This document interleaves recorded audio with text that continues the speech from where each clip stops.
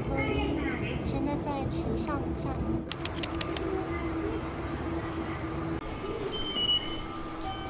我们今天要去池上梅园看梅花，从北口走。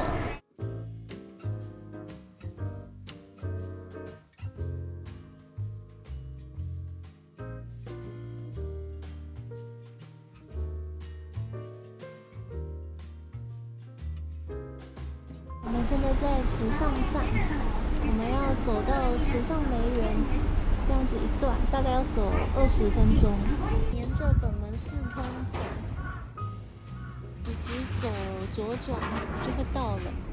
这是去年的吧？应该是去年。去年11月23，而且它是假的狸猫，真正的狸猫尾巴不是这样一条一条的。我们上一次来池上是去本门寺。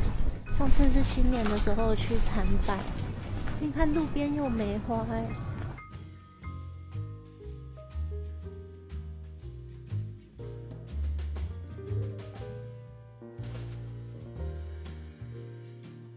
池上的九寿饼很有名，这里有好几间卖九寿饼的店。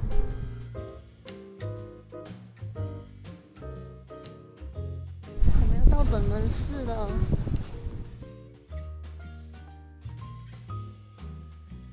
池上梅园要左转，本门寺等一下晚一点再来，先去看梅花。经过古民家咖啡连月，这间我们上次有吃，里面气氛还不错。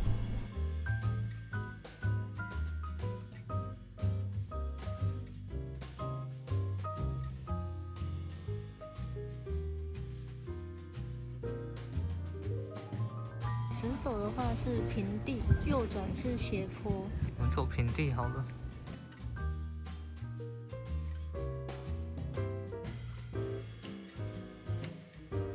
池上梅园是东京很有名的一个赏梅景点。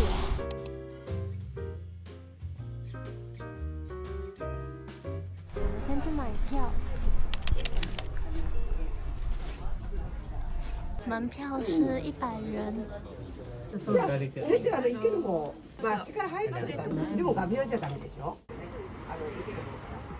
还蛮大的，有8848平方公尺。池上梅园的南半部原本是日本画家伊东深水的家兼工作室，从1978年开始变成大田区管辖，开始种了很多梅花。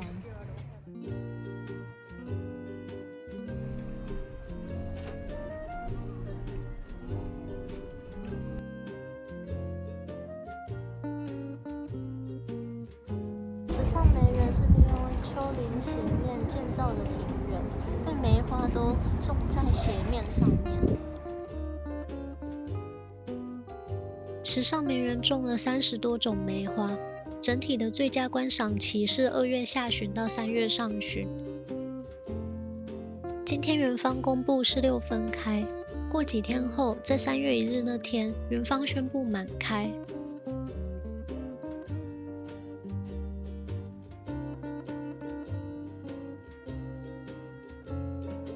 虽然现在还没有满开，但是我觉得已经还蛮壮观了。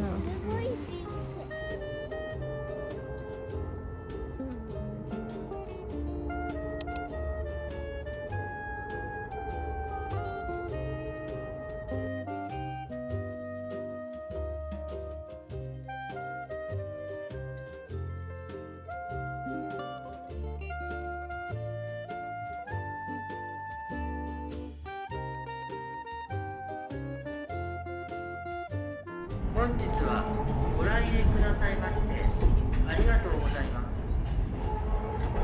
お客様にお知らせいたします。園内にございます和室茶室には一般の方は入れませんのでよろしくお願いいたします。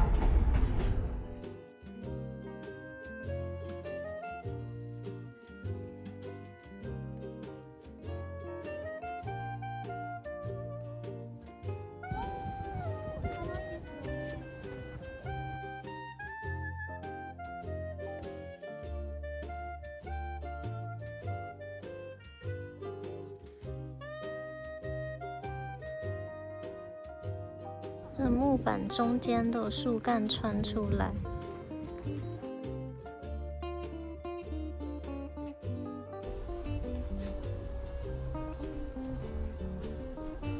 这是比较陡峭的石阶，要小心走。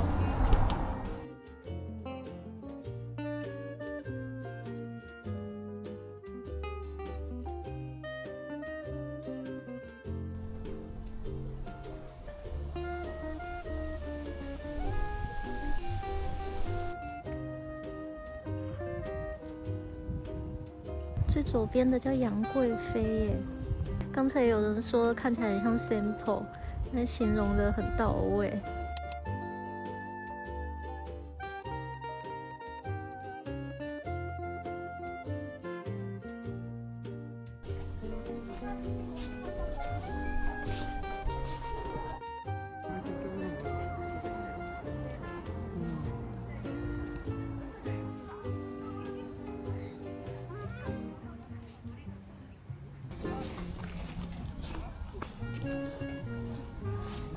园里有一个在卖干酒的摊贩，好多人在买哦。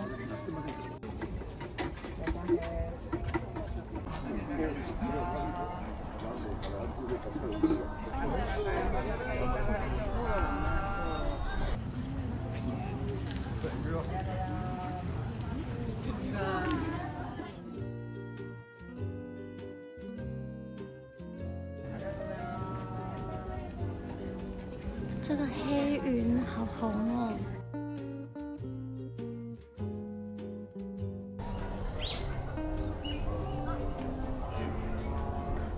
旁边有一座池塘，我看到一条超级巨大的鱼。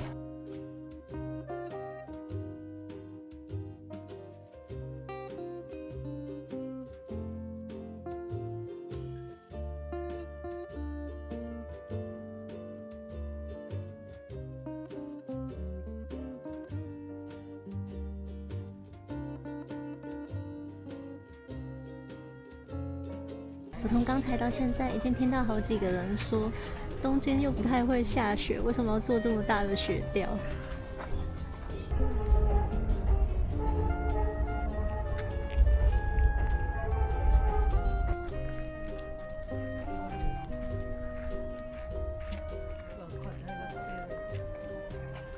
整个斜面的下面这边，现在开放状态最好，几乎都已经开了。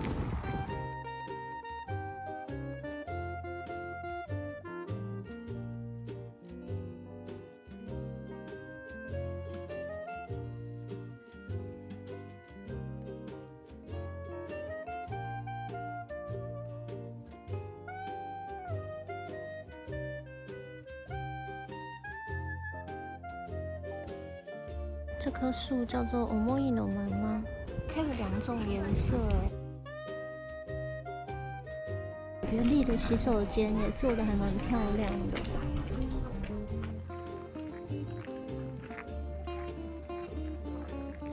哇，这也有名字哎，这叫做岛美人。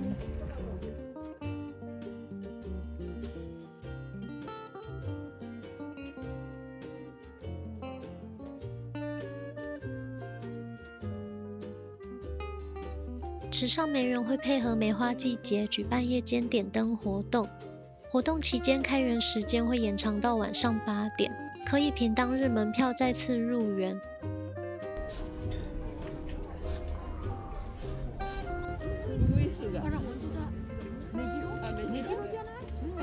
我们刚才9点多来的时候人还没有很多，现在快11点，已经人潮爆满了，好多人哦。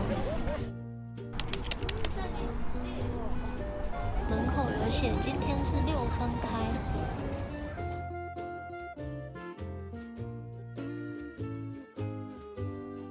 我们从池上梅园走回去到本门寺附近的池上会馆，从梅园走去本门寺旁边的池上会馆，大概要10分钟出头。这是一个坡道我们刚才不是走坡道，那它有2条路可以走，刚才走平地。我觉得今天人会那么多，应该跟现在是3连休也有关系。加上这周末天气都还不错。哦，但是很冷哎。对，超级热。刚才大概才3度而已。这里就是我们刚才决定要走平地还是斜坡的地方。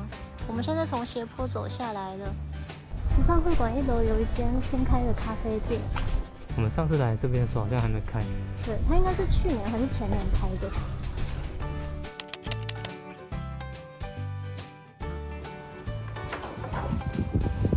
菜单帮我飞起来了，还有咖喱饭，还有一些蛋糕。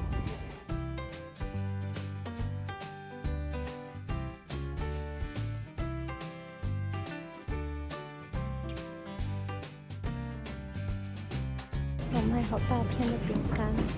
现在店里刚好没有人，我们就坐窗边的座位。我们都点了咖喱，咖喱有附沙拉。它的咖喱有2种口味，用饭当隔板。我点了喜马拉雅茶，龙哥点了薄荷茶。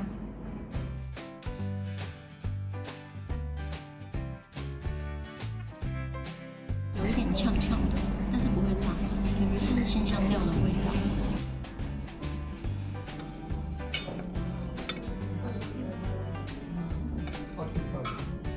蛮好吃的。我觉得鸡肉口味还蛮重的，鲜香料味道很明显。旁边这个奶油猪肉口味吃起来就很柔和，觉得蛮特别的。一般都是奶油加鸡肉。对，比较少看到奶油猪肉。喜马拉雅红茶还蛮爽口，而且不会涩。外面的座位，桌子上面有一根萝卜。好大一根，准备去买菜。你这个薄荷味会很重吗？很重啊，非常重。会馆的楼上有一个屋上庭园展望台，展望台挂号五重塔方向，所以从这里可以连接到本门寺的五重塔。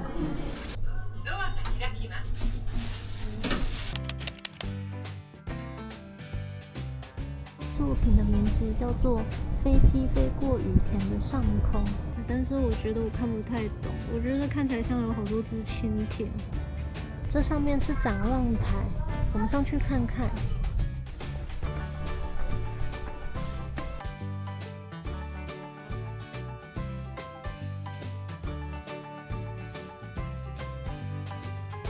天气好的时候好像看得到富士山，今天可能被云挡住。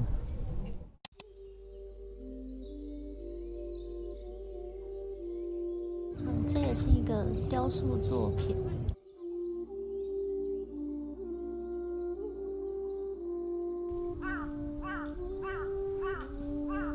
本门寺的五重塔建于1608年，高度约29公尺，是关东现存最古老的五重塔。我们上次来的时候是新年，是人很多。今天相较之下，觉得人都比较少一点。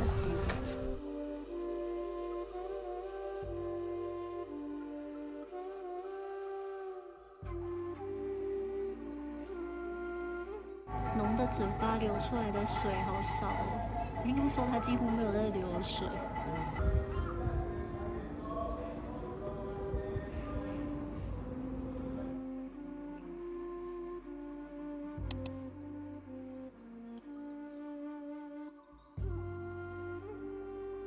旁边的灵宝殿里面是有展览的，门票是300元。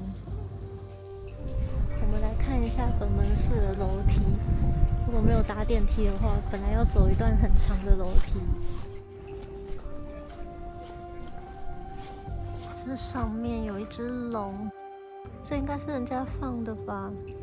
这个楼梯真的是还蛮长的。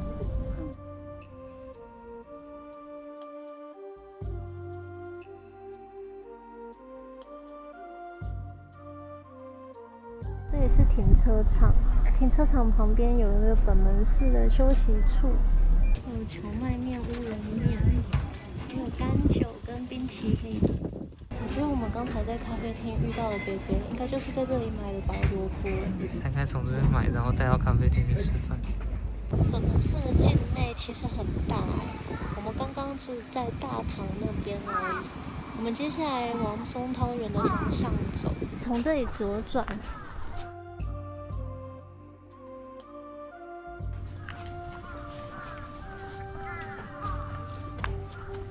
樱桃园旁边有一间寿喜烧名店金办。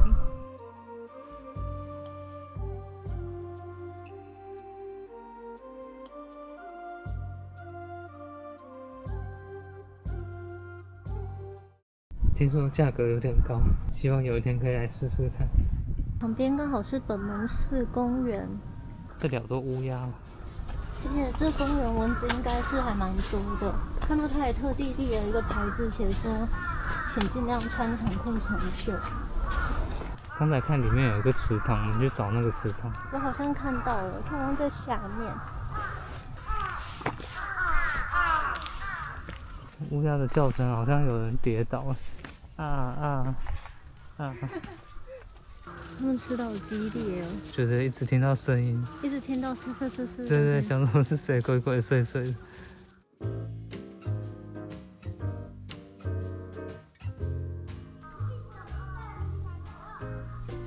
中间那一只是大象，它很像鼻子陷到土里。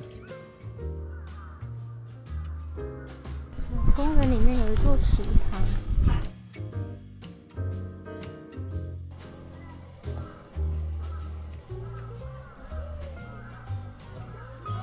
现在为了避免冻结造成故障，所以就停止喷水了。我们现在再继续走回本门寺的方向。公园里的这棵梅花树开得很漂亮。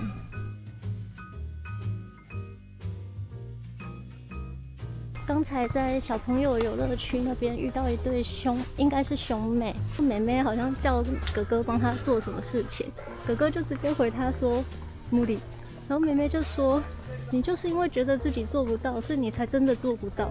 我觉得她讲的很有道理耶。我觉得那妹妹长大一定会有一番成就，不知道妹妹是在哪里领悟出那一句话的。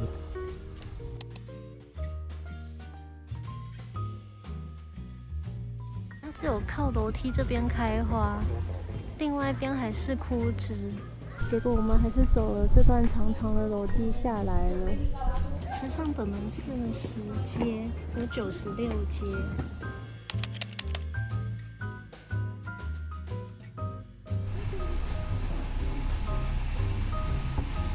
这间池田屋就是这里很有名的九寿饼店之一。池田屋对面的藤乃屋也是很有名的九寿饼店，最少是2人份，600元。旁边的巷子里看到了一间小小的面包店。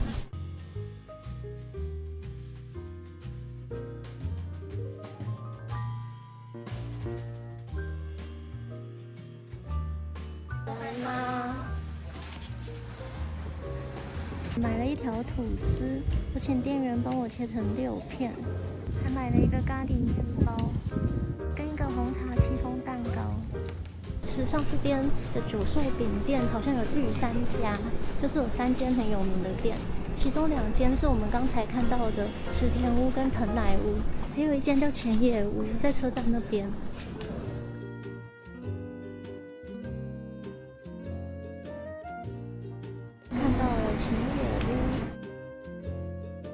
他写说他的可兹莫兹已经卖完了。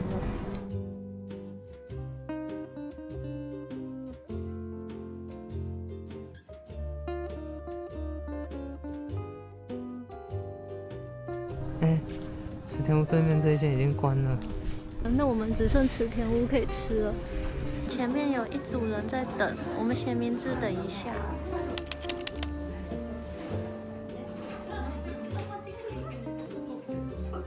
九寿饼跟馅蜜，还有一些冰淇淋之类的。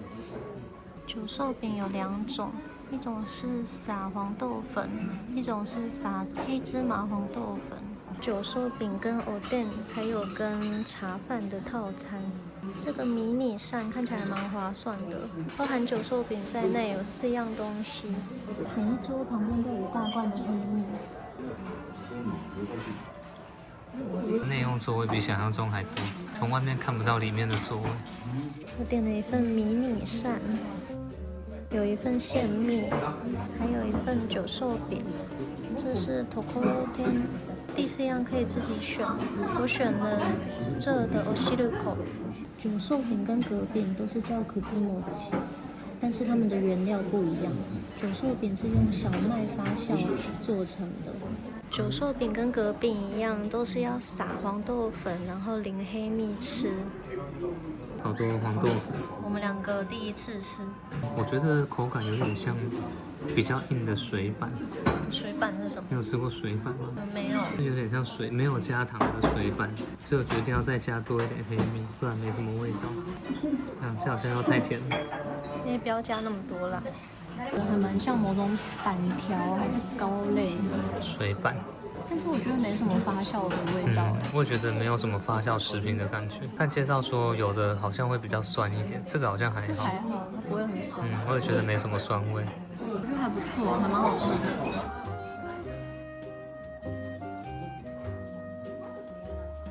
那我觉得酱太酸了。买九寿饼外带，1人份是450元。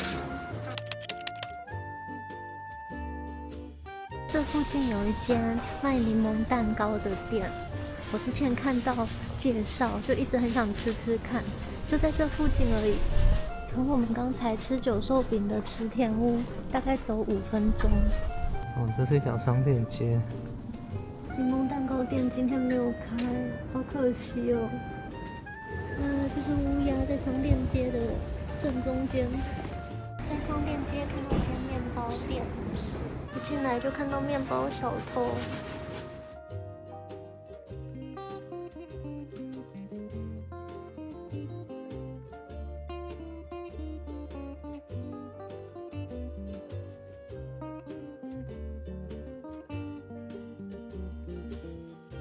这间店还有发棍，买一根发棍。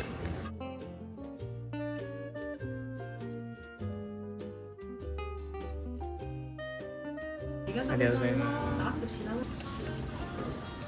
一条国产小麦发棍。本来想待到晚上等没人点灯，但今天实在太冷了，龙哥外套穿不够厚，越晚觉得越冷，所以最后我们决定早点回家取暖。谢谢大家看到最后，我们下支影片见。